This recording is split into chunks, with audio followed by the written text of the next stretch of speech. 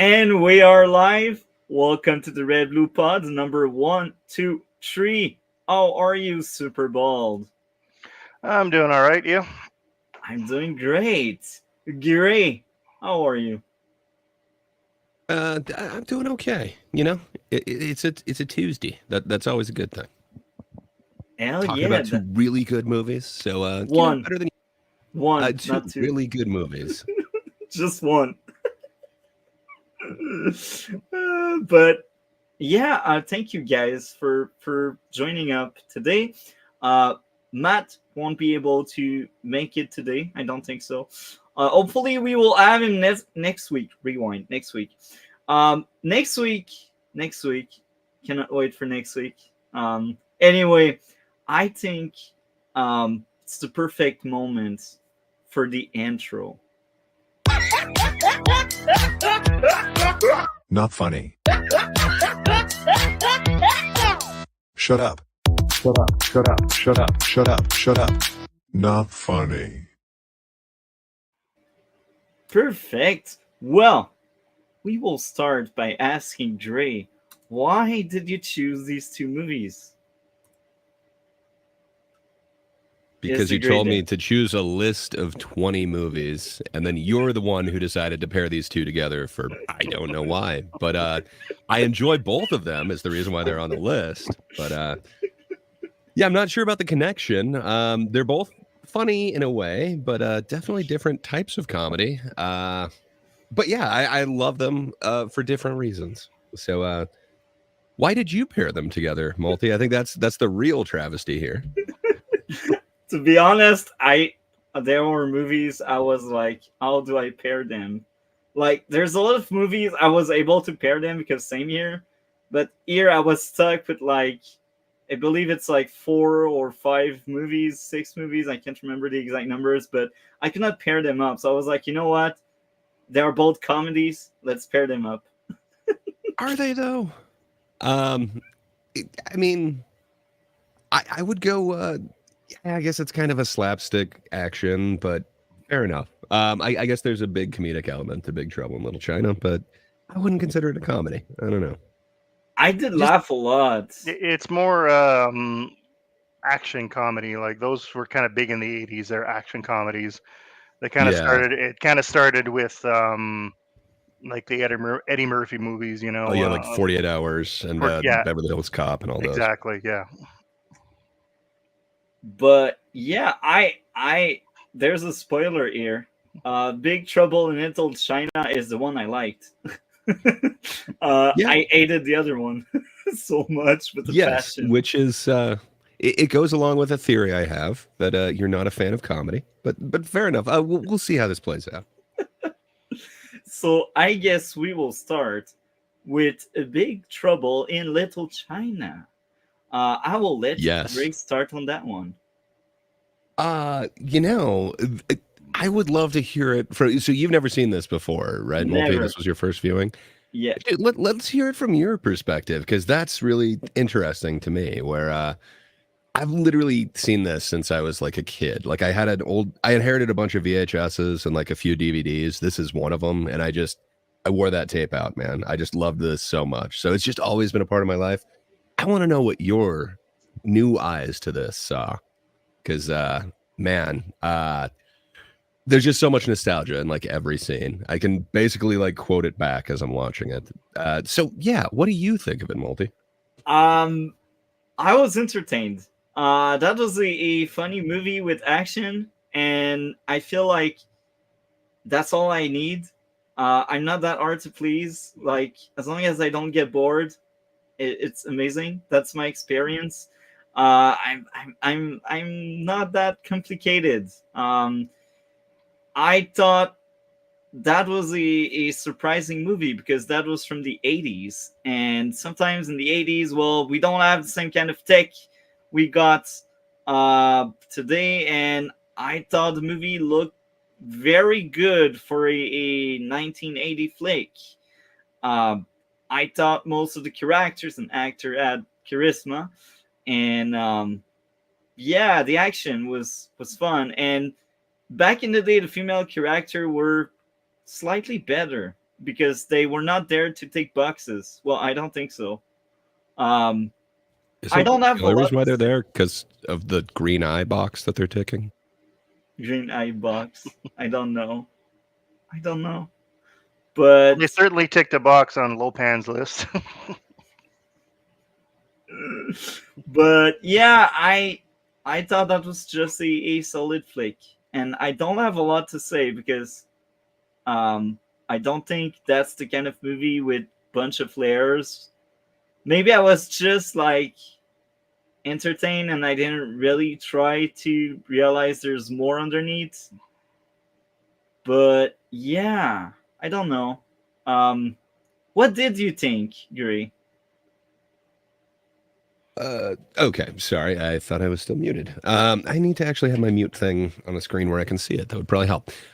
Yeah. So I get what you're saying. On a surface level, it is very entertaining, but there are so many things going on with this. There's so many layers.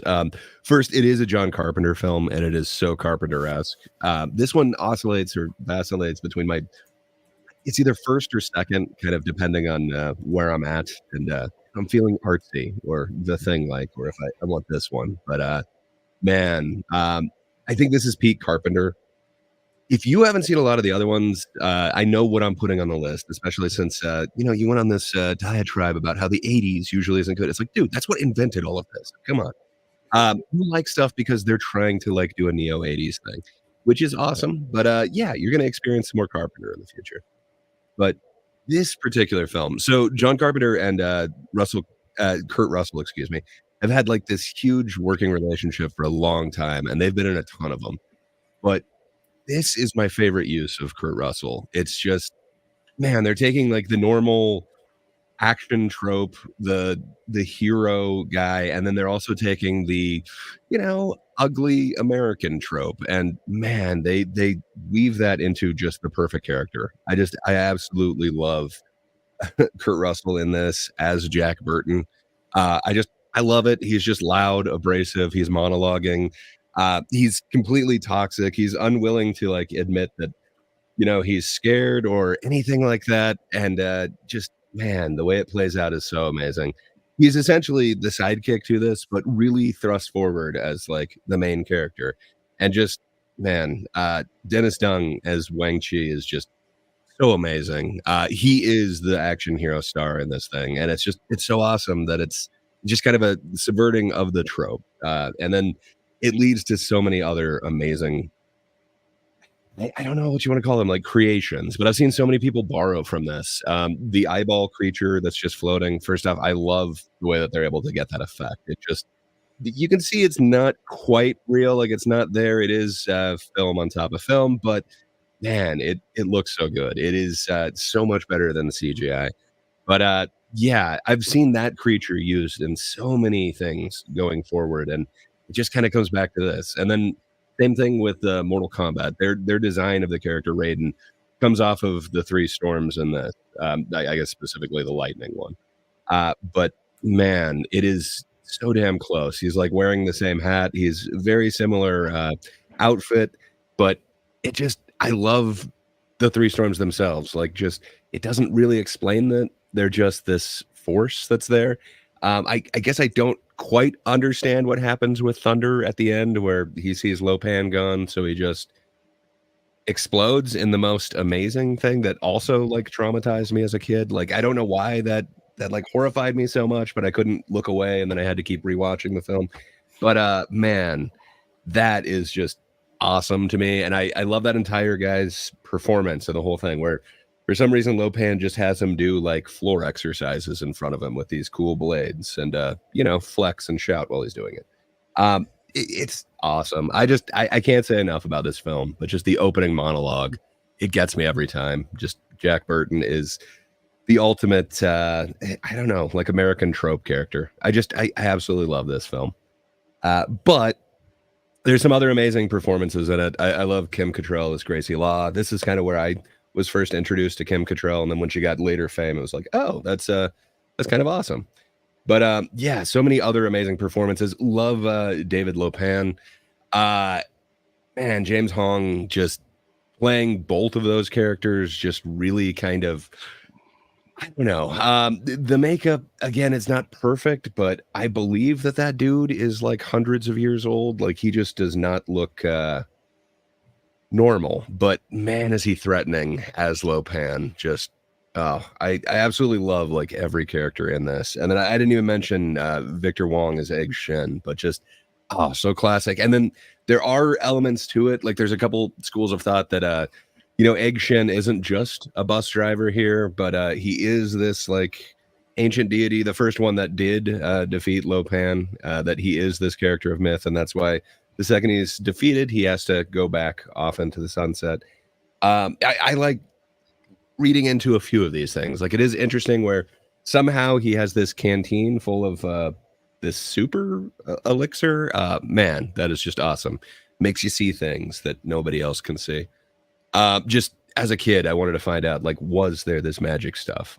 Just it really opened up my whole imagination to a whole new world. And I can't appreciate what John Carpenter was able to do with this film enough. I love everything about it. The soundtrack is also just so 80s in the best way. Everything is just kind of perfect. I love the weird characters, the creatures. There's a couple of them.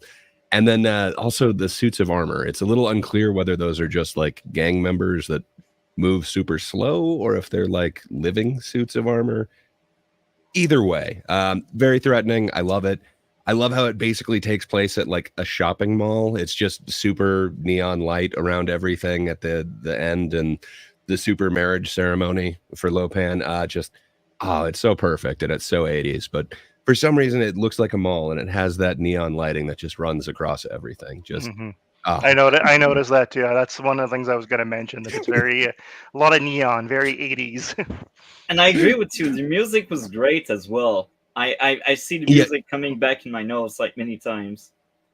John Carpenter generally has his hands really heavy in the actual like production of all of that. And man, this is right at peak for me. It's just I really can't say enough. The music is also amazing, but so many of these camera angles, like the way that entire scene goes where Kurt Russell is in the wheelchair and he's about to kind of fall back on the well. Just man, I love the angle that they're able to get with that. It really puts kind of the fear, the sense that you're falling, and then just the way that they kind of keep showing the wheels of it and the way that they're kind of spinning. Just so perfect for me. That's kind of my quintessential, like, I don't know, bus hanging over the cliff type visual that we've seen a million times, but I think it's just done the best right there. That's the one that kind of gets me every time. It kind of makes me kind of sit up in my seat, just make sure I'm balanced a little bit better than I was previously. I love this movie. It's so visceral for me. But yeah, I feel like I've been talking for quite a while. Sorry if I said a couple things you were going to say about Superbald, but no worries, man. What's your opinions on this thing? I was convinced that I had seen this as a kid, but I'm guessing maybe I didn't, because normally when I watch a movie that I haven't seen in a very long time, things will start to come back to me as I'm watching it, but not with this. So maybe I didn't see it, or maybe I confused it with another movie that I did see. But really, I really enjoyed it. It was a great action comedy film. James Hong is amazing in it. Victor Wong as well. I recognized him because he was in a lot of those kinds of movies in the 80s. He was in Tremors. He played the grandfather in Three Ninjas. I remember that. Totally. And there was also Jeff Imada, who was like a henchman in everything in the 80s and 90s. Very, very recognizable. He's like the karate henchman dude. Like you don't want to see that dude. Kurt Russell was amazing. I don't know if this was intentional or not, but a lot of his line delivery sounded like John Wayne. I don't know if he was. It was. Yeah. He's kind of trying to take this like kind of American trope, this over the top, like loud guy. But yes, I think that's very intentional. And so is the fact that he blunders everything. Yeah. The movie I found didn't beat around the bush. Like within like 15 minutes, you're already right in the middle of the action. Good pacing. It never felt like it was dragging. A lot of the dialogue was very corny, but I think that was intentional.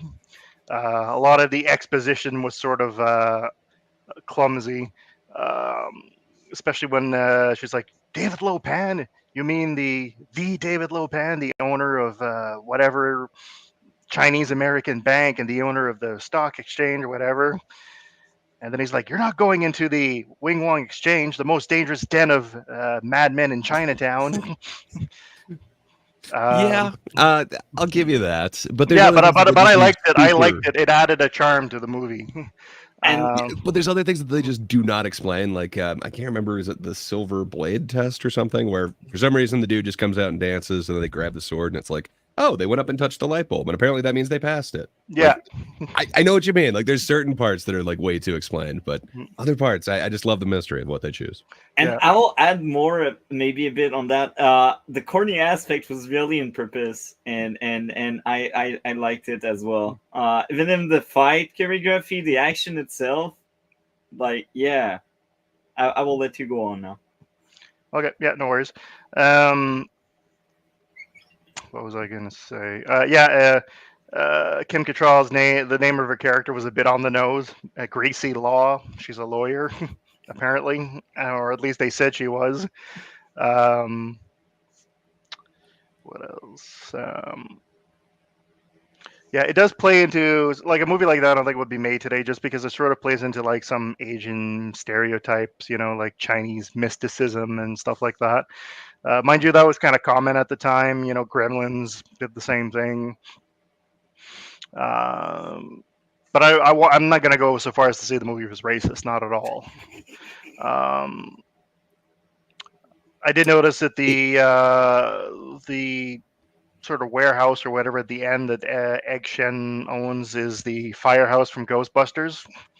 Really? Yeah. That is very Interesting. obvious. Yeah, lots of neon, like you said. It's very, very. This is not unmistakably an '80s movie. But the model work was really great. Like even like the monsters, you could sort of tell it's a dude in a costume, but it was very well done. And I like that. I prefer practical effects whenever possible. Like if this movie were made today, that monster would have been all CG and it would have been like 12 feet tall and had like 8 arms and that kind of thing. Uh, the movie did subvert expectations a bit because like sort of like if you go by the poster and probably the marketing, I haven't seen any of the trailers, but it makes you think that Kurt Russell is the main character, but as you said, it's more the other fellow whose name I've just forgotten. So Kurt Russell is more the sidekick, and Yeah. and Dennis and Dunn like is kind of yeah, the star. and yeah, exactly. Thank you. And at the end, when the big fight at the end, when they're all getting ready, raring to go, it subverts expectations because you think, oh, Kurt Russell is going to be this big hero. He's going to have a big fight with the bad guy and win, but he shoots the ceiling and knocks himself out. And so he's out for half of the fight, and then he spends most of the rest of the fight pinned under the dead warrior. And also, Well, you that's with after the previous fight. Like he goes to grab his knife out of his boot and just like literally throws it oh across the room. So yeah, he has to like run away. hmm Yeah, it's just like that constantly. yeah, and it also subverts the expectation that you think he'll end up with Kim Cattrall's character at the end, but he doesn't. In fact, I found the movie ended a bit sort of like a western, like the stranger from out of town has helped the townsfolk, and now he's heading back out into the sunset kind of type of thing. That's so that 100%. yeah, that reminded me a bit of that. Um, And I think that's yeah, where the kind of John Wayne impression kind of comes in too. They're really kind of leaning into that Western thing, but kind of subverted. yeah, but in a way, this movie was sort of family friendly because a lot of the violence was very bloodless. But there's also a scene that takes place in a rub and tug, and they make no effort to hide the fact that that's what that place is. um, but no, I really enjoyed it. I got That to scene say, in particular kind of leads to one of the most iconic, like Kurt Russell costume / characters. Just man, I just absolutely love his character that he comes up with for that place. But sorry, Multi, you were saying something? we get that kind of movie only in the 80s, and that's the Definitely. charm of it, because like do this today and it would be awfully bad. Like it works because it was made in 1986, I believe. um and I think that's the strength. And there's one last thing I must mention that I forgot. Wang desire to get the girl at any cost was cool and well shown. I liked that quest.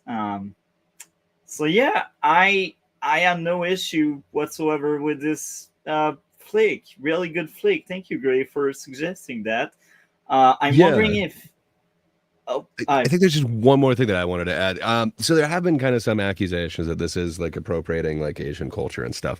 But if you think about it, like in the 80s, how many leading men were actually of Asian heritage? Like there's not that not a lot. And he's really pushing forward somebody who's doing amazing work, did his own stunt work, and really gets to show off that he is the hero as opposed to, you know, the traditional hero from like a Western or whatever. And then it doesn't seem like he's trying to like make a fool of the actual like lore or anything like that. It's just, yeah, this exists. It's just this world. I don't know. I think it's an appreciation, and I believe that's what almost every one of the actors has gone on record to kind of say about this. So I was actually surprised that this was a John Carpenter movie. I didn't realize he had directed this. Yeah, for some reason it wasn't a huge hit. I think word of mouth kind of got around that it's not your traditional Kurt Russell thing, but yeah, it was kind of a big budget. I think it's the last of his big studio thing, if I remember. Yeah, it was like a $25 million budget, and it only opened to like 11 million. So it wasn't. Oh, sorry, it opened to 2 million. It grossed a total of 11 million. So it wasn't the biggest hit. It did not make its money back. I think this is like an example of something that used to happen that doesn't really happen anymore, of a movie that didn't do that well in theaters, but then had a second life on home video rental, you know, through word of mouth. Yeah, that can't really happen anymore because home video rental isn't a thing anymore. And on top of that, there's just way too many movies. That too, yeah. Yeah. But you see that cover on a shelf in a video store. It stands out to you. Yeah. I'm wondering if any of you would like to add something about that great movie. Just do yourself a favor. Watch it again. It's great. Yeah. What would you give it, Multi, if you were to score this thing? 10 out of 10. And based on my notes, I placed it right underneath True Romance. I think it was a blast. I like True Romance a bit more, but this movie deserves respect. Put on some respect to that 1986 flick. What about you, Gray? What would be your grade? It's gonna be high. This is definitely one of mine that I can't help but like look at this one through nostalgia goggles. But yeah, just almost every line that Kurt Russell has is iconic in this one. I love to see him behind the wheel of the Pork Chop Express.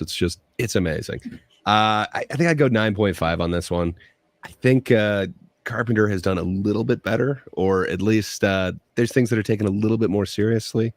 But man, this is almost perfect for what I want out of a movie. What would you give it, Superbald? I give it a 9. It was a really great movie. A movie that has stood the test of time. So a couple of things in it are dated, but you know, it's a movie that you can watch right now. If, like in my case, I guess I had never seen it. I thought I did, and I still enjoyed it, even though it's a movie that's about 40 years old at this point. Yeah. Well, hell yeah. Well, I'm sorry I kind of sold you short and didn't let you go first. I didn't realize that this was your first viewing on it. Well, I was convinced I had already seen it. Yeah. I mean, it's a Carpenter film. You think you've seen them all. Yeah. And then he did some weird ones. But yeah. Some weird ones. Well, there's a Chevy Chase Invisible Man one that it really doesn't feel like it's a John Carpenter film. Oh my God, I remember that one. That sounds terrible. Memoirs of an Invisible Man, I think it's called. I think that's what it's called too. Yeah. It's weird. It's not on the list, Multi. We don't have to watch that one. That's good. So Baseketball. Before we start on that one, oh my, I gotta ask you, was this meant to be bad? It's not. It's a test of if you have a sense of humor or not, and sounds like you might be failing. because I've watched it with Miss Sparkle, and we Uh-huh. both hated it. And I I don't know if she has paused a sense of many humor either. times. I paused many times, and I asked her because we were like watching on Discord screen share, and I asked her, "Am I crazy to not laugh and find that really goddamn stupid?" And she was like, That's "No, not I what makes agree." you crazy. And we agreed. Like each time I paused, we agreed. And at Okay. some point, she's like, "Why did you make me watch that?" And I'm like, "Blame Dre. He's the Well, one that shows it." as long as we're going anecdotal, I sat here and watched it with a lady friend over the weekend, and what can I say? She just had a delightful time. She'd seen it back like in her childhood, but hadn't seen it since.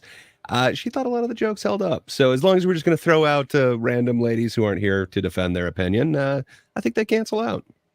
Okay, they So cancel out. Yeah, perfect. we don't But know where Superbald lands on this, which is kind of awesome. He will be the deciding vote, I do believe. But I I don't hold know. It all the sounds like you power. hate this thing. Yeah.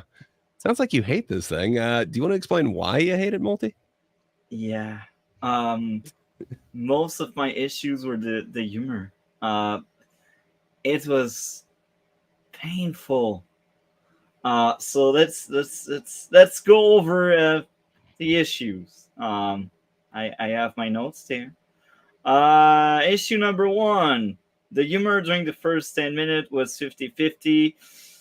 So, sometime I did chuckle because I felt forced to. Like, I was like, oh, yeah, I guess. But most of it, I was like, no. Is it really all you are going to start your comedy? Um, that's all it felt in the first 10 minutes. Happy dance joke was terrible. People receiving eggs was also bad. The milk joke was terrible. The kid making many wishes wasn't funny at all. Someone getting hit by a table wasn't funny. Painfully bad humor with the dying guy at the hospital. I feel like many of the jokes were like hospital jokes, and like, yeah. Um, glasses Keep going. guy You're making my case for me. Glasses guy offer a hey probe joke didn't land. I tried to remain YouTube friendly there. Um, the mime wasn't funny. The fart joke wasn't funny. Predictable and bad dead joke. Yeah. Um, that was something. Some of the worst movie I've seen. Like the last time I ate it that much, the humor was when I was watching She-Hulk, like 2 years ago. So yeah, I compared I that movie don't to know if She-Hulk I now. could tell you like a She-Hulk joke other than possibly the twerking thing, but it seemed more ironic than actual like a joke. Yeah, I think you're still kind of making my case when you like compare it to She-Hulk. I kind of wonder if you know what humor is. Maybe not. I don't know, but I found the humor being like terrible in that movie. Um, that was Okay. long and painful. Did you have anything else to say? Did you like the music? Did you like the cinematography? Was there I anything will that admit you there's enjoyed? a few redeemable qualities here and there. I see in my notes some of the joke did land, so sometimes it did work. Um, the nerds using distraction to win was funny, and that was the idea of the Baseketball, I guess.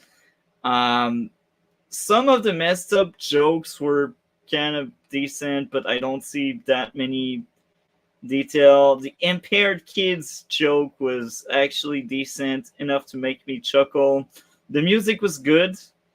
Uh, the movie was kind of entertaining at point sometimes. I admit the movie was most likely made bad on purpose. Maybe I might be wrong on that based on what you told me. Um, Even when winning, the losers lost. I might be wrong, but the two leads sounds like losers. Industry taking over the fun was interesting to explore with the opening monologue, and that's all I gotta say. That movie, not a fan. Gray, what did you think of that one? I think you completely missed the point. Yeah, so I absolutely love Basketball. It is amazing. It's one of the DVDs that I kind of like inherited. I don't know where the hell it came from, but I know I like never stopped watching it. It essentially it shaped who I was in junior high, essentially. But man, I absolutely love this film.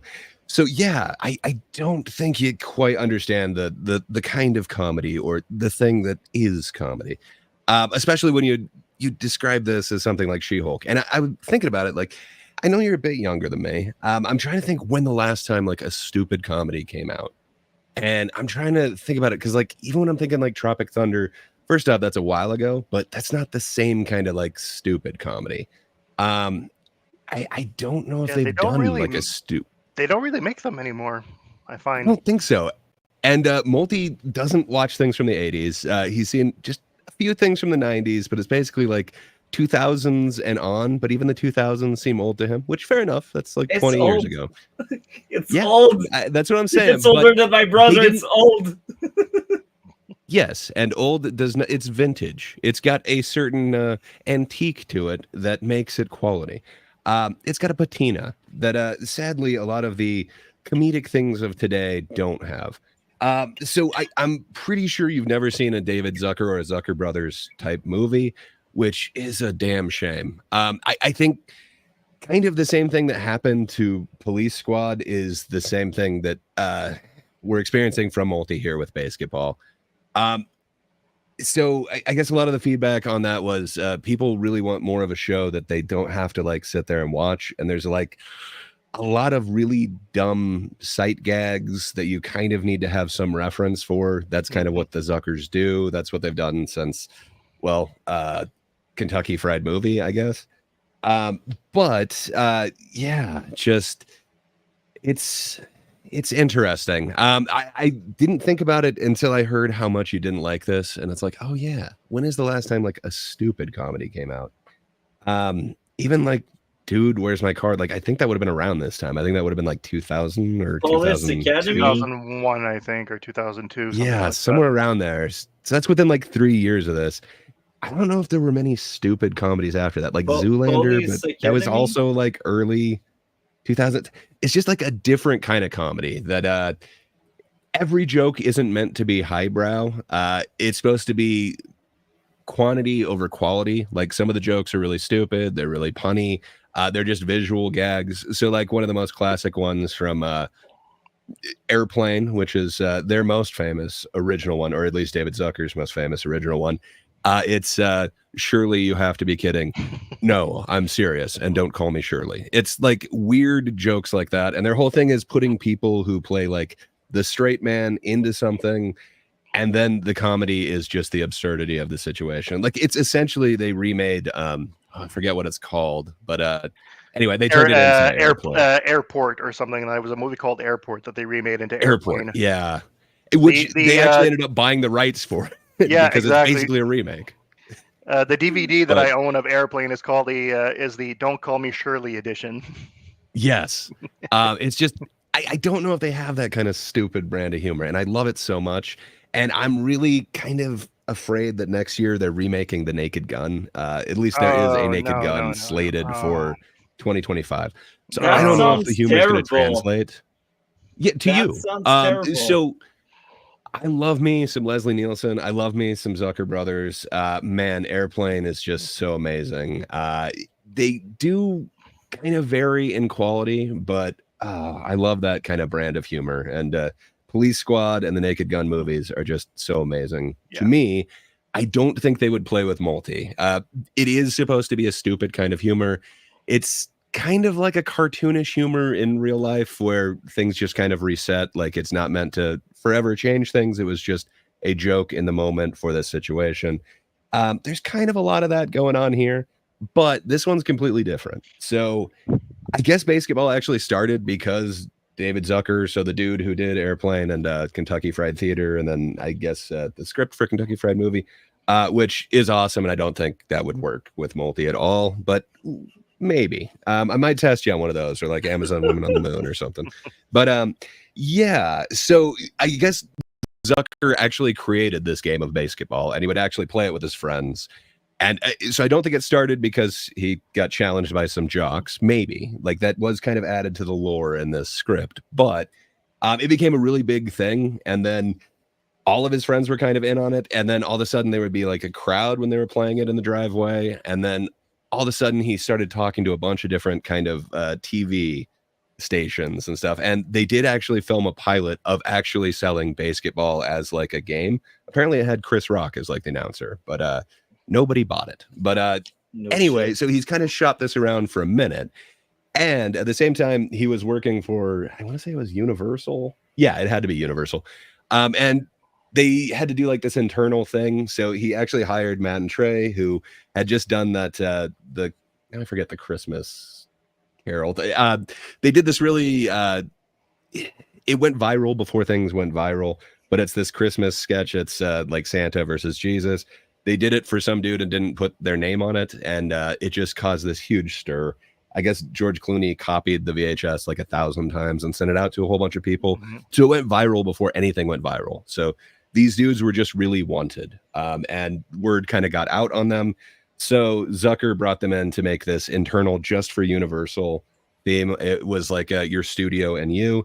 And they got so many stars to be in this thing. And it is hilarious and really subversive and just anti-Universal Studios while they're at Universal Studios with like Michael J. Fox and a whole bunch of the actors just kind of shitting on Universal Studios. And it's amazing. And it's a really fun kind of humor. So Zucker knew them and had just worked with them. They then went to go shoot Orgasmo, which they had this horrible time while they were doing that. But while they're doing that, in the middle of Orgasmo's shoot, they get told that they're doing South Park. And then they're pretty sure that they're going to get fired from South Park any day. So they got 6 episodes for that first season. And then Zucker calls them and says, hey, I've got this movie idea. It's on this game that I created. I want you two guys to be the stars in it. I remember what you did in that Universal video. I want you guys to be these characters. And they thought that it was going to get canceled and they'd never get a season 2. So they agreed to it. And then it turns out season 2 got picked up. So these guys were working like 18-hour days in the middle of this doing South Park season 2 because they were still doing it kind of out of construction paper. And then, they went right into this movie. I absolutely love this movie. And I love the way it opens up. It's kind of like Idiocracy in a way that it predicted a bunch of really stupid shit that somehow we're dumb enough to actually put into place. Like the arena names at the beginning of it. It's so weird, but we have some really dumb company sponsored arenas now, and it's very similar to that. But this was an over the top joke. It's like nobody's going to Tampax Arena, but I'm telling you, like we've got some pretty stupid ones. I probably should have researched them off the top of my head. And then Minute Maid Park. Yes. Minute Maid Park? Like, really? What? Yes. Yeah, That it completely just predicted all this stuff. Mm-hmm. But yeah, and I love the whole thing. So, Multi, it might have been a little bit before your time, but they did get a little theatrical. So nobody like river danced in the end zone, but it was kind of all about the celebration at the end. And they realized that this was kind of turning certain people off and everything. So they did kind of go pretty hard on that now you can't celebrate after like end zone victories. But man, even watching that with the whole thing, the fad that was river dance way back in the day, that joke, it still makes me laugh, but maybe that doesn't hold up. I'm not sure.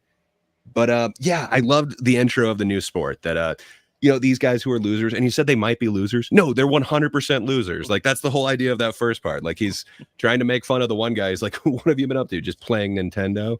He's like, no, I've gone to medical school. What have you been up to? He's like, just playing Nintendo.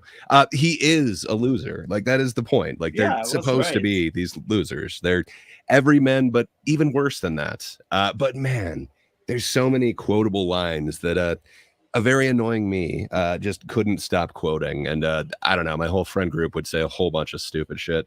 But yeah, the ones that come to mind, like from the beginning, is they keep mentioning how these guys are fancy and they must be rich because they have khakis.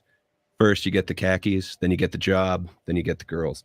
Man, there's just so many stupid lines, and it's supposed to be a stupid comedy, but they just they're so I don't know, iconic, if you will. But I think they also predicted this stupid combo sport thing. I mean, what the fuck is pickleball other than it's a little bit tennis, a little bit wiffle ball. I I don't know. I think they were very profound in what they're doing. But yeah. There were other lines that I found super iconic. So first off, the character of Squeak that we didn't talk about, but Deanne, man, that dude, he is the star of this. Deanne Bashar, he plays Squeak Scolari, but man, he is like the heart and soul of this whole thing. And he has some of the most quotable lines that, like, you guys rag on me 13 or 14 more times, and I'm out of here. Just there are so many of those that I don't know, me and my stupid friends would quote. I just absolutely love it. And then the whole idea of making the sports ball out of Lazy Boy. I love it. That's a hilarious joke to me.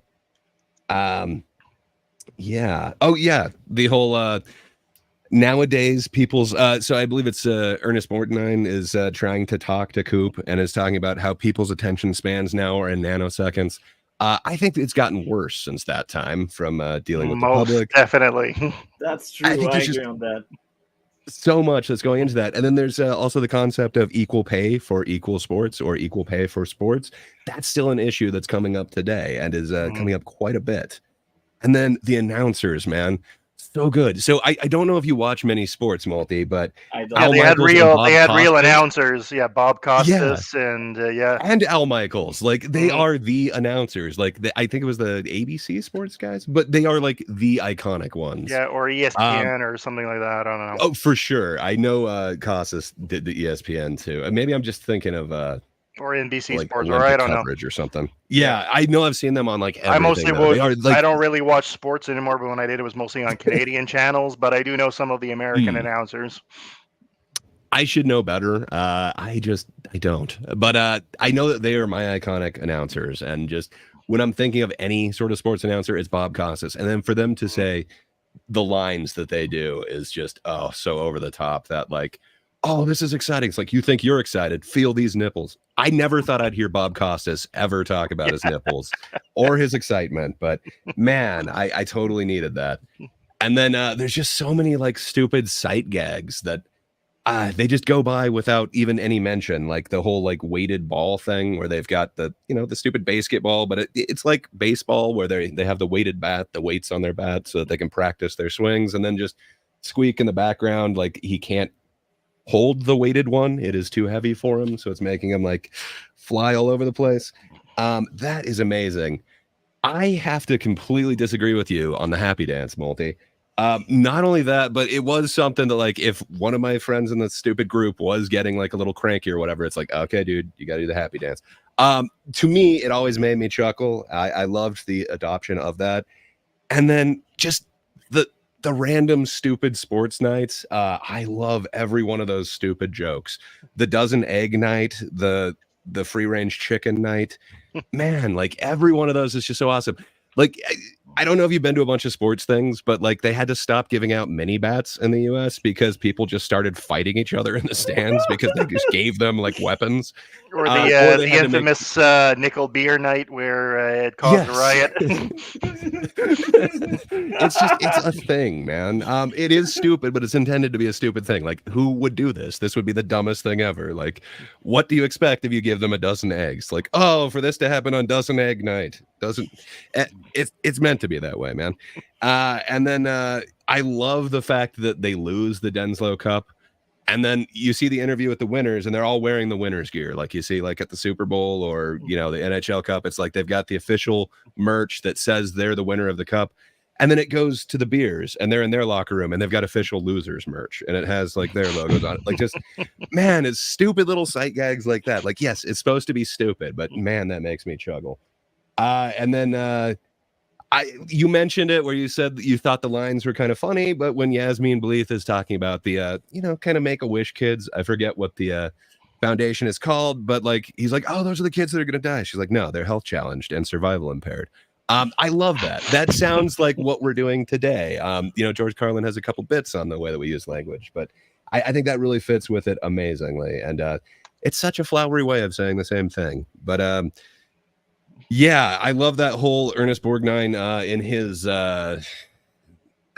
not obituary, whatever they call that, where he's, reading his will. He asked the room to clear, and then like nobody moves at all. And it's like, okay, now that we're alone. And then he goes way too far with it. I love that entire part. And then I love the on-running Jenny McCarthy innuendo jokes. Just to me, every one of those hits so weird. The laying carpet, I can't remember like the middle. Chrome on the off the trailer hitch. Yeah. Yeah. I love all of those, like the running innuendo thing where it's like, no, you can buff your own lobby or whatever the hell it is. Just, man, they're stupid, but they work so well. Then I love both of the hospital scenes. Both of them work out to me so much.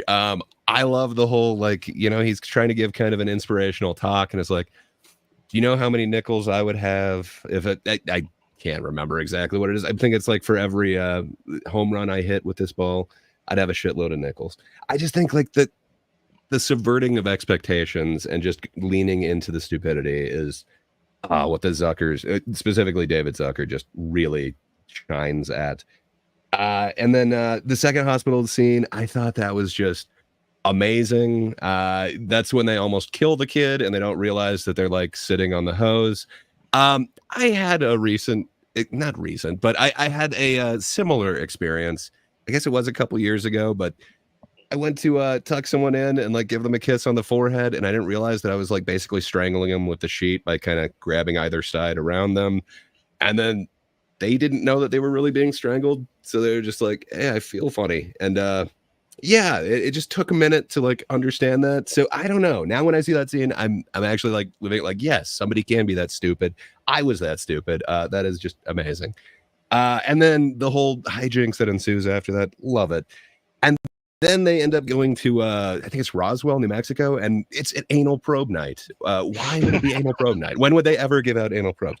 And then that leads to like the whole dude argument where an entire conversation is had. And I swear I know exactly what they're saying when it's just dudes back and forth. But just, man, the delivery of every dude is just perfect. And I understand that you don't like the psych out montage, and apparently you didn't like the mime part of it, but man, that psych out montage is just great for me. And I love that Squeak is finally able to psych out Tuttle. That's awesome. I love the whole bit about Reamer selling out and being a sellout, and then, he has to have his special chair. He's got his chains. Just every bit about that is just so perfect. It also leads into a lot of the kind of issues that we're having with getting athletes paid, or if they're athlete.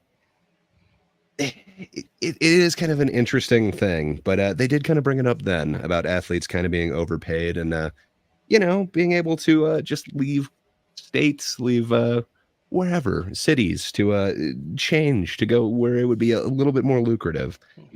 Man, I dig that part. And then I love the song in the car. The song in the car is just so awesome, where it's like, you're listening to that song and it happens to have kind of the right lyrics, and it's just kind of inspiring you a little bit. And then all of a sudden it gets like way too on the nose. And then it's just, man, I love that. I can't get enough of that song in the car. It's just, that's perfect comedy for me. And then the Unsolved Mysteries thing. I don't know if you're familiar with the show Unsolved Mysteries, but man, that is just like so spot on. And then I just love the like, I don't know, go wherever you find children being forced to work for horrible wages. And it's like, option 2, he went to Disney World. I absolutely love like everything about the whole Unsolved Mystery thing, where they're looking for Joe Cooper and nobody knows where he's at. And then when he finally comes back, they do that whole Viva Calypso thing. There was more to it, where they had this entire fight while they're dancing and they're just like nailing these amazing moves while they're really like just yelling at each other. I wish that scene was a little bit extended, but I loved it. They're on the what is it, like the Laka Laka Bridge or whatever. Man, so good to me. And then that's when we get the Bob Costas excited, and then the whole Reggie's third home run ball coming back, the thing that they set up in the beginning, why Coop is so inspired by sports, and his dream that he's going to actually do a similar thing, which he almost accomplished earlier, but was drunk with a kid for some reason.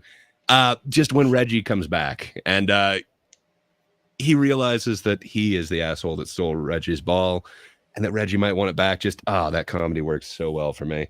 I love that whole scene with Reggie. And then for some reason we get the Got Milk callback, and I don't know why.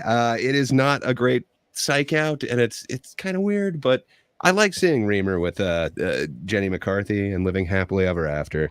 And then it gives us that amazing that speech at the end where the announcer is saying and recapping exactly what happened, and then he just starts going into blah blah blah blah. Just perfect for me. And then the bonus scene at the end is just amazing. What can I say? This film totally shaped me and my view on comedy, but then again, so did Airplane. I don't know. I think it might be a difference, and they don't make stupid comedies anymore, because this is totally a different kind of comedy. It is meant to be stupid, but man, is it effective for me. I love this movie. But you know what? You've heard one anti, one pro. Superbald, it's all up to you, man. Is this a bad movie? No. I was probably about 18 when this movie came out. So I was right. I was like the right in the middle of their target demographic for this movie. And I was also the perfect demographic for South Park, which came out around that time. And I was a big fan of both. I remember watching Baseketball several times with my friends. So I have like, nostalgia and fond memories of the movie, but I had not seen it in a very long time. And I was actually surprised that Trey Parker and Matt Stone didn't write this, because I was under the assumption, since this came out not long after South Park had become a huge hit, I was under the assumption that they were given this deal because of South Park. But no, they were. Sure.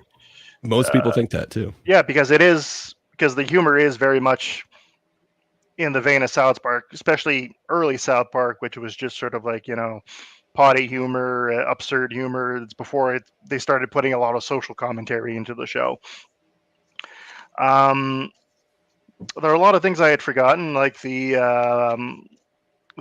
Unsolved Mysteries cameo with the late great Robert Stack.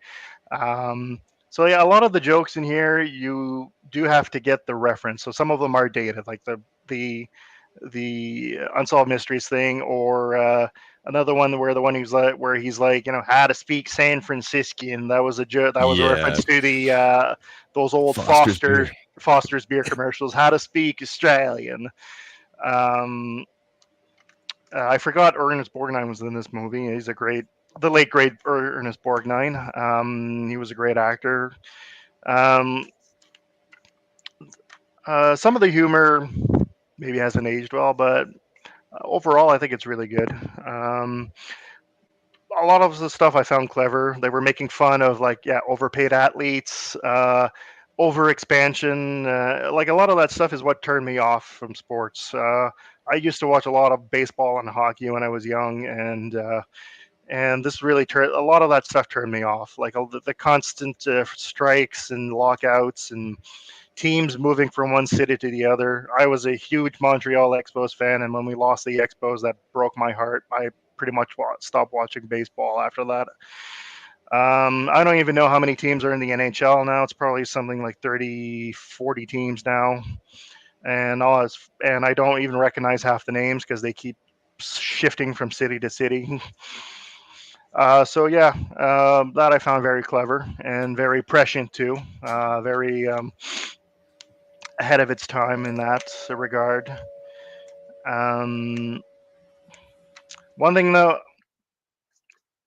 one gripe I have, it's not related to the movie, but I have since developed an intense dislike of Jenny McCarthy, just because for a long time, she was the spokesperson and the face for the whole anti-vax thing.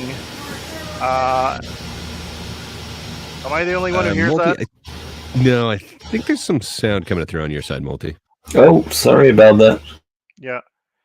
Actually, I think it's your gain the got mic. cranked to like 1 million. Yeah, I think it's the mic issue you were discussing with me before we went live there, because you sounded very loud there. But sorry about that. You were talking about Jenny McCarthy and her effect on people now. Yeah, for a long time she was the face of anti-vax, and I think that's done a lot of real world harm. So I've developed quite an intense dislike of her. But that's unrelated to the movie. But it does make it a little harder for me to watch because of that. For sure. Yeah. It is odd though. I hadn't Mm. seen pictures of either her or Yasmin Bleeth like in years, and Yeah, to be honest, Jenny Yasmin McCarthy Bleeth has looks kind of almost. like fallen off the map. I haven't heard about anything she's done in a long time. She had a lot of bad treatment, and then I'm sure Jenny McCarthy did too. But Yeah, she. unfortunately that was kind of sadly her. unfortunately that was kind of common for female stars in back in the day, and still is to an extent, unfortunately. Speaking of Reggie Jackson, though, a cousin of mine actually who was also obsessed with basketball, did meet him once at a meet and greet at Yankee Stadium, and he was like, oh my god, you were in basketball," and Reggie was just like, "Yeah, I wasn't too proud of that." Oh, that's awesome. That's funny. How even the actors are like ashamed of it. No, Well, Reggie Jackson's not an actor. But no. apparently he wasn't too proud of the cameo. But I thought it was awesome. Well, and he's Mr. October, and then his name also gets associated with the Chippendales Mr. October as well. So maybe that's not his favorite portrayal, but I thought his performance in there was awesome, and so was I'm blanking on it. Who was the other star who was just in the case? Anyway, I thought both of the was that Kareem? Now I'm blanking. Kareem Abdul-Jabbar, maybe. I'm not sure. I can't remember who was in the glass case. And, yeah, I'm blanking on that too right now. Yeah. Special trophy thing. But yeah, man, I thought Reggie was awesome in that. Yeah, that's pretty much all I have to say at the moment. That's very Sweet. nice. Thank you for sharing. So I only talked about a couple of jokes. I kind of forgot to mention some other amazing parts. But this movie actually shaped how Matt Stone and Trey Parker, the South Park dudes, how they would actually look at going to movies or making movies, and they realized that they didn't want to do live action after this. They just did not enjoy this experience.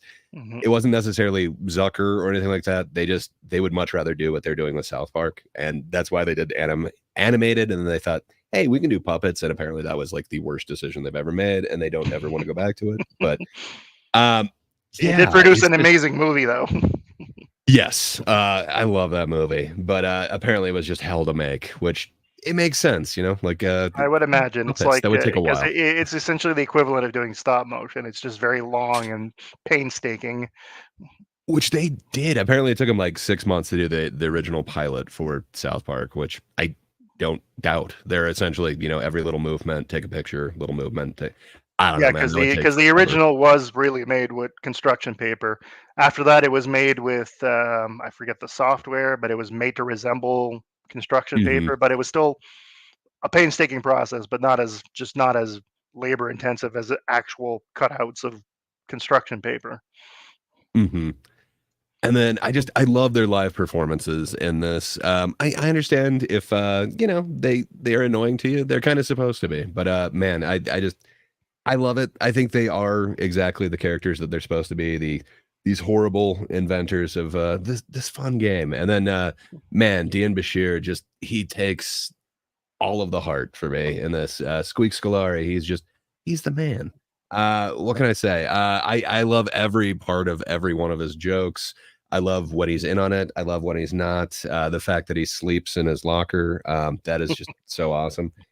I thought Yasmin Bleeth was pretty damn amazing. I think she knew the assignment, and I think she handles it perfectly, especially when she's doing the scene, like the locker room scene, where she finds out that there's a sweatshop involved, so she has to, try and keep her eyes up. But it's just perfect, like her entire performance there, where she kind of is saying what's on her mind at the moment. Just man, I absolutely love it. I think I mentioned Jenny McCarthy in this. I get what you're saying, but this was pre that. This was still cool Jenny McCarthy, where I knew nothing about her personality other than she was willing to be this funny in a movie. And man, I thought she was so funny as misunderstanding what's happening. Just the one thing I first did sorry to cut you out. One thing I did forget to mention though is it also made fun of like sports movie tropes, like yes.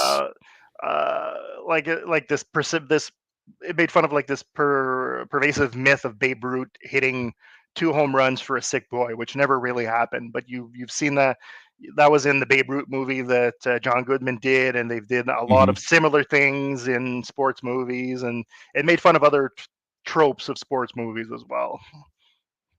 For sure. And also, which one is it where the tree gets struck by lightning, so he makes a bat out of that?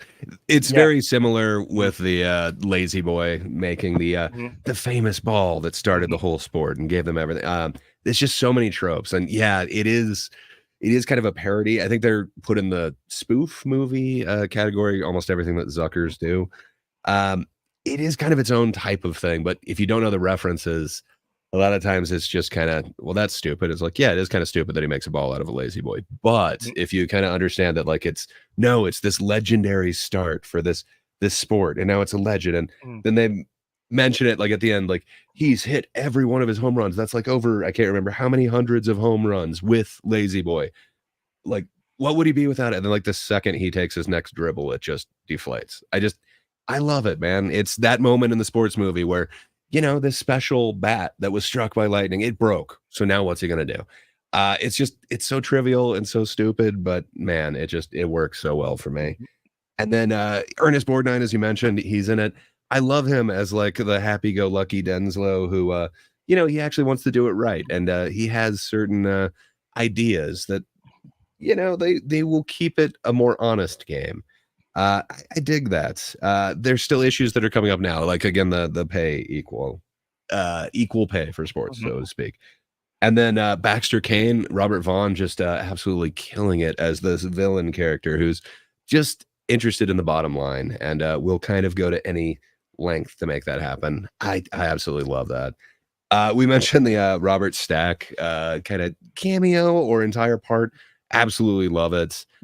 Both Al Michaels and Bob Costas just kill it. And then I forgot the announcer at the end is Pat O'Brien. Again, you'd have to kind of know like Entertainment Tonight or whatever the hell he was on. That they generally give a recap. He's doing that and then just trails off with the blah, blah, blah. Just so perfect. And then Dale Earnhardt as the cab driver for no reason, just for the joke of, can this go any faster? It's like, oh my God, I completely missed that one. That's true. That is Dale Earnhardt. Yeah, just for no reason. And then I swear it's Kareem, the late Dale Earnhardt.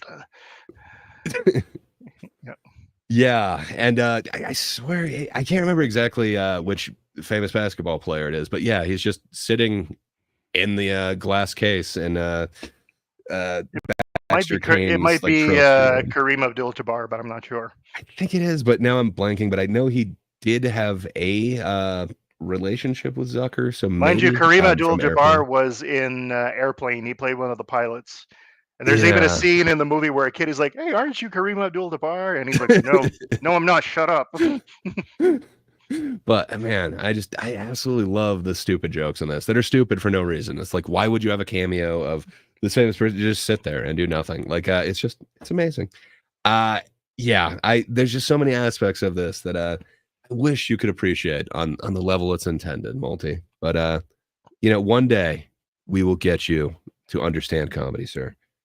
Tom Baker, I'm not sure if you're into dumb comedies, but it is a dumb comedy from David Zucker, who's one of the Zucker brothers. The Zucker brothers made Airplane. If you like Airplane, if you like that style of comedy, this is a pretty amazing one. But if you don't, it might be painful as a multi-experienced. I did had a very painful experience with Baseketball. It was made during a very special summer. Some know it as the summer of ska. Still, the Real Big Fish were in this movie for some reason, and I just absolutely love their addition to it.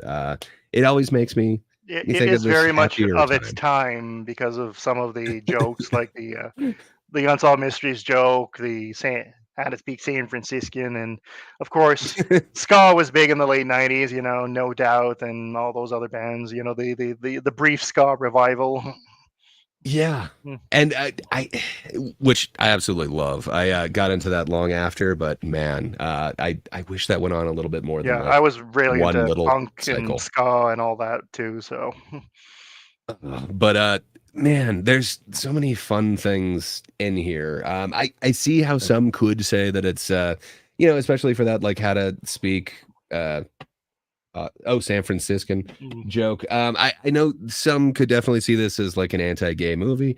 mm, I see it completely the opposite. It was very progressive and ahead of its time. mm, Like, yes, he does this joke and he's saying like, no, no, no, that's an Australian joke. It's not meant to be an anti-gay joke. And he actually gets a penalty for it because it's not fair. You're not supposed to go that route. mhm. So I dig that. And then Squeak really sees this beautiful woman. And Reamer doesn't like it at first, but at the end when he sees them kissing, he's like, all right. I think it's progressive. It's ahead of its time. I don't think it's as cruel as some people might kind of paint it to be. And what can I say? It is one of the only movies that I own a fictional sports jersey of, if you will.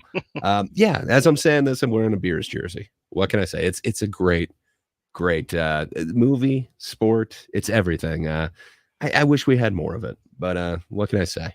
Thanks to people like Multi, it wasn't the biggest hit. It was kind of a flop. If I remember right, well, I guess I shouldn't say remember because I'm looking it up right now. It was estimated to be like a $25 million budget. Its opening weekend got 3 million, and then in total it made 7 million. So it was a big bomb financially, but man, comedically, so good. Yeah, Tom Sadly, Baker, William Shatner is in Airplane 2, the second one. the Oh, sequel. interesting. I Yeah, don't and know he many and the actors. character he plays is like an over the top parody of Captain Kirk. Yeah. Yes. Sorry to cut you off there. And Joe. I love what the Zuckers do, and just the subtitle, or I guess subtitle of it, Airplane 2, the sequel, one of the best. I absolutely love it. But yeah, man, just everything about this is just, I absolutely love it. I love a lot of the way that these shots are framed. It really kind of speaks to me like this is how you frame comedy. This is how you set up a lot of these jokes. But there's not a ton special going on. I'm trying to think of like any iconic shots or anything like that. I'm not thinking of a ton, but I absolutely love the way that they really do capture the comedy in here. I think a lot of it's wide, which is oh yeah. All right, Multi. So I know you hated this entire experience. You got anything else to say, or what would you give it? I don't have much more to say. Bad comedy. Well, actually, I've seen worse, so you're forgiven, Gray. So for me, that's a 3.5 out of 10. Slightly better than The Crow from this year. What about you, Gray? That's a tough one. If I'm gonna go like nostalgia, repeatability, like how many lines I remember, oh, it's totally a 10 out of a 10. But I think if I'm to rank this, as far as a stupid comedy, give it like an 8.5. It is exactly what I want. It's not for everybody. Obviously, there's going to be a lot of people like Multi who just see it as stupid. And hey, that was what the original audience said. But it found an audience also on video later on. What would you give it, Superbald? I would give it a 7.5. Like it was never one of my favorite movies, but I enjoyed it when it came out. I enjoyed it when I rewatched it for this, and some of the jokes hold up, some don't, because some things are dated. But it's a good movie. Thank you a lot for sharing. Now I gotta say, because I didn't say it in the intro, but I'm kind of surprised because I didn't thought the viewership would maintain itself so high, because now last week surpassed the previous week, and it's climbing up. I'm just surprised. Thank you guys. I don't think alone the show would work so well, and I'm surprised. It's amazing. I think season 6 so far has been great. I had great time covering movies. Basketball, I believe, is the first movie I didn't like because I did enjoy RoboCop 2. It's okay. And You can be then wrong sometimes. I can be wrong sometimes. Okay, and so taken. Yeah. But Opinions are subjective, but you're still wrong. but so far, thank you, Gray. I think you are wise in your picks of movies. Um, and I finally got to see the movie I really wanted to see like 3 weeks ago because we are so late at getting the movies. Um, A Different Man, highly recommend. Um, I think it's a better substance. Just saying. Um, yeah, A Different Man, really good comedy with a lot of dark humor in it, and it's about the appearance. Anyway, I will have a full review on eventually once I get to see Skincare, which is the third movie I will jam together with The Substance. So yeah, these are future projects. So Gray, what do you have going on your end of the internet? Yeah, actually a thing. So I guess Thursday, The Thinkers. Every Thursday on That Darn Kidda's channel. This Thursday is going to be Thinkers After Dark. We're switching to possibly a new time for the show. So I believe it's like 6 p.m. Pacific, whatever that makes it, like 10 p.m. Eastern, something like that. So yeah, we're trying it that way. But this time we discuss kind of an interesting film, Strange Darling, which is it's kind of artsy, I guess, is the argument of some of them, and then that's leading to kind of think what is an artsy film. So if you want to hear some people disagree about a film that it's a little bit better than a lot of them, come over and see that this Thursday on That Darn Kidda's channel. That's all I got going on. What do you have going on your side of the internet, Multi? The gaming next weekend. I also have a bunch of videos that are in the making right now. One about I got that all along with some surprise cameo in it. I eventually want to catch up with the Penguin TV show because I've heard good stuff about it. And Superman and Lois is back. And if you have been on the channel for quite some time, you may know I've covered the first 3 seasons. I adore this show. It's the best thing CW has done. Well, actually, I'd say Stargirl was, but Superman and Lois is a close second. If you have not seen Superman and Lois, if there's one Superman media I recommend is that. I think it's the best depiction we got of the man in blue and red. Um, Outside of that, what else? I plan on doing these streams where I talk about the 21 movies I've seen in September. It's more of a ranking video where I share my letterbox and tell you what I've seen in September. 21 movies. Some were bad, others were great, and most of the great ones, thank you, Gray, because most of the great ones I've seen it because you did recommend these movies. So even if I did trash Basketball, I'm glad of the planning overall, and yeah. Outside of that, I'm very excited about next week. We will talk about Captain Marvel. Yes, the really bad and poorly received movie. Oh, I didn't look ahead. Oh, It's next week. I talked to people behind the scene. Maybe we will have Chillmonger again. Depending if he's still available. Maybe the jaded fanboy, he's bad at replying, just like you, Gray.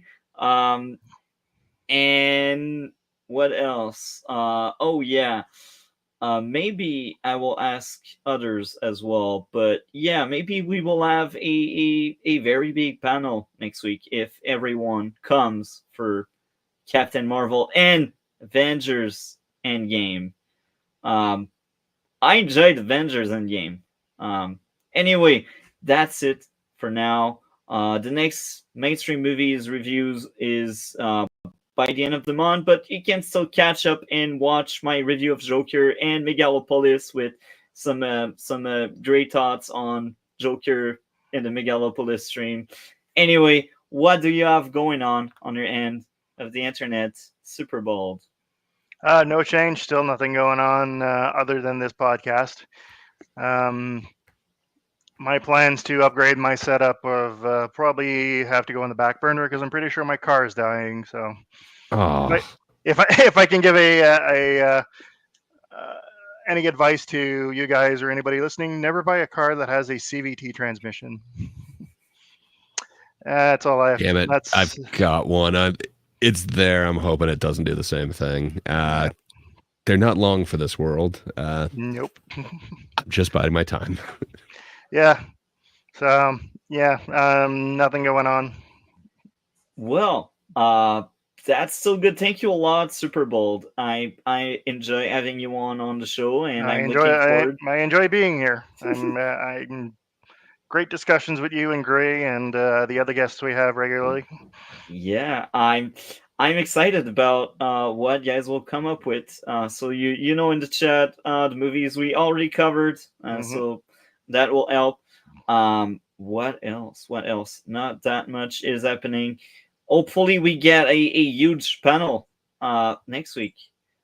Anyway, I think we are out for this week. Thank you a lot, chat.